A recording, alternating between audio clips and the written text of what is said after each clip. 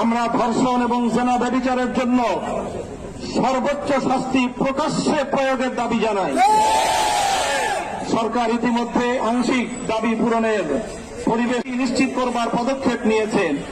আমাদের দাবি পরিষ্কার, সেই শাস্তি জনসম্মুখে প্রকাশ্যে প্রয়োগের ব্যবস্থা করতে হবে।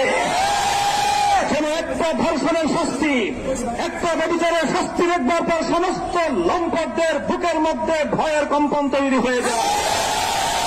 আমাদের স্পষ্ট আরেক দাবি হল, শুধুমাত্র ধর্ষণের কঠোর শাস্তির মাধ্যমে ধর্ষণ এবং ব্যভিচার বন্ধ করা যাবে না, এর যে উৎসমুখগুলো রয়েছে সেই উৎসমুখগুলো বন্ধ করতে হবে।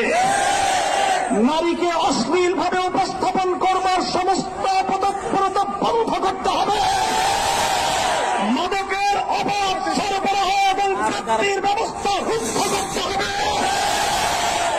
নারীকে যারা অশ্লীলভাবে উপস্থাপন করছে, সিনেমার বিলবোর্ড, বিভিন্ন চলচ্চিত্রের পর্দা, নাটক এবং টেলিভিশনের পর্দার মাধ্যমে যারা নারীকে ভোগ্য পণ্য হিসেবে, ব্যবসার পণ্য হিসেবে উপস্থাপন করছে, তারা মাতৃজাতির কলঙ্ক করছে।